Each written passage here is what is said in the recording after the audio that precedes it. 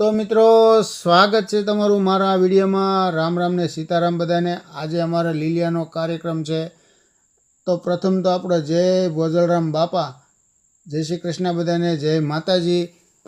અને આજે છે વૈશાખ સુદ પૂનમ, એટલે કે પરમ વંદનીય સંત શ્રી ભોજરામ બાપાનો પ્રાગટ્ય મહોત્સવ 241મો। અને અત્યારે પરમ વંદનીય સંત શ્રી ભોજરામ બાપાની આરતી ચાલુ થઈ છે પટેલવાડીમાં। અને લીલિયા ગામના અને આજુબાજુના તમામ લેવા પટેલ ભાઈઓ તથા બહેનો હાજરી આપે છે આ આરતીમાં। અને છેલ્લા 2009થી અમે આ પ્રાગટ્ય મહોત્સવ ચાલુ કર્યો છે। અને બાપાના આશીર્વાદથી છેલ્લા 2009થી જે અમે શરૂઆત કરી છે પરમ વંદનીય સંત શ્રી ભોજરામ બાપાના પ્રાગટ્ય મહોત્સવ, અને આરતી પૂરી થાય એટલે અમારે પ્રસાદીનું આયોજન હોય। તો અત્યારે જો આ બૈરાઓનું પ્રસાદ લે છે, 2 હોલ છે પટેલવાડીમાં મોટા મોટા, એટલે એક વિભાગમાં બૈરાઓ પ્રસાદી લે ને એક વિભાગમાં આપણે જેન્ટ્સ પ્રસાદી લે।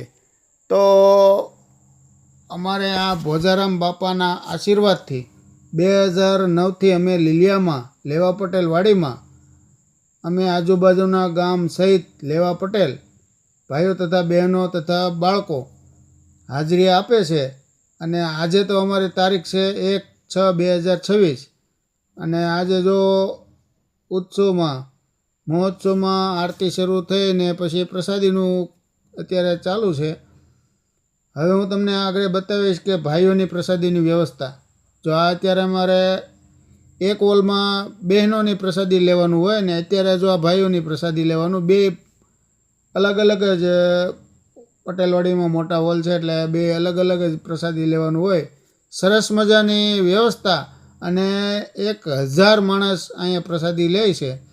લીલિયા મોટાના લેવા પટેલ અને તથા આજુબાજુના ગામના તમામ અમે આમંત્રણ આપ્યા હોય તમામ લેવા પટેલ અહીંયા હાજરી આપે છે। જેમ કે જો રસોડામાં સ્વયંસેવકો કામ કરતા હોય અને નાના મોટા સૌ અહીંયા સૌનો ફાળો છે। સૌ પોતપોતાના રીતના આપણને મદદ પણ કરે છે અને અહીંયા હાજરી પણ આપે છે। 1000 માણસનું રસોડું હોય એટલે આપણે એકલાથી ના થાય, એટલે બધાએ આ બાપાના આશીર્વાદથી જે પ્રસાદી લે છે, તો આપણે જય ભોજરામ બાપાના આશીર્વાદથી આજે આ પ્રાગટ્ય મહોત્સવ 2041મો આજે પ્રસાદીનું સંપન્ન થાય છે। તો બોલો જય ભોજરામ બાપા। ફરી મળશું નવા વિડીયોમાં, આવજો। તો મિત્રો, તમને આ વિડીયો કેવો લાગ્યો છે કોમેન્ટમાં જણાવજો, અને કોમેન્ટમાં જય ભોજરામ બાપા લખી નાખજો।